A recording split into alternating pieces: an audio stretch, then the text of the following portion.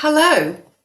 So today I'm going to be talking about redundancies and some of the key elements, activities you need to be aware of and make sure you do when you are making roles redundant. Because redundancies are one of the hardest decisions a business owner, business leader needs to make.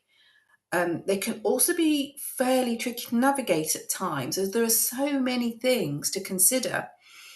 The process can be very fluid by its very nature, and each time you come and look at redundancies, it could be different each time.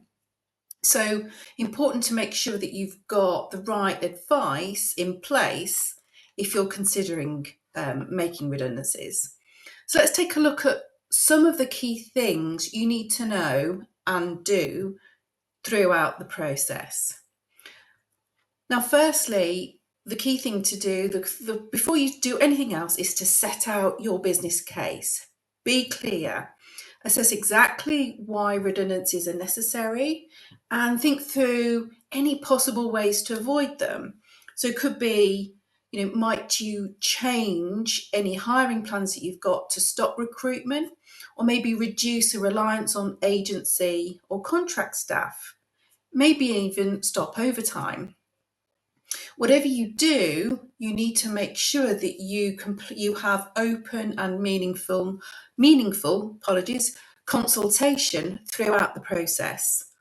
This is about communicating the decision clearly and effectively, and it'll either be done with affected individuals directly, or if you've got over 20 roles being made redundant, you'll need to look at a collective redundancy process.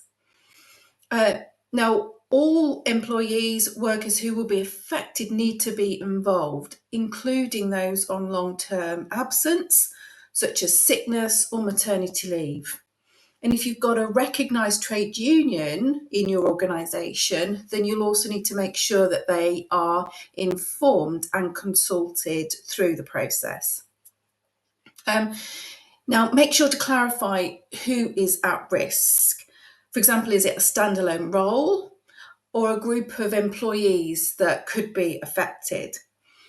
And make sure you've got selection criteria established and you can explain them for how you're going to select which roles will be or which individuals will be selected.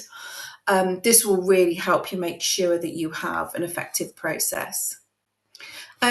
So once you've selected, you want to know who's been selected against those criteria, make sure you meet with them and explain the decision, that they have the right to see how they have scored, but they can't see other people's scores.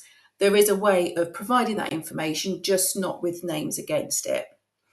At this point, you'll also be wanting to make sure that there's any other suitable roles in the organisation that they could be considered for. If not, then you can proceed to dismissal, and you'll also want to make sure you give them the right financial information in terms of redundancy payments and whatnot.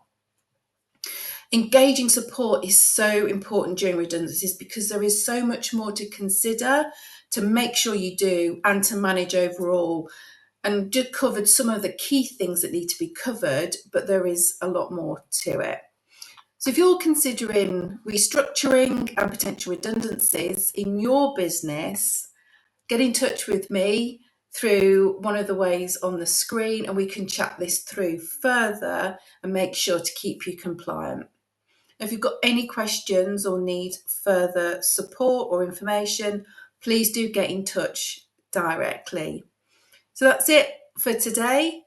Thank you for watching and I'll see you next time. Bye now.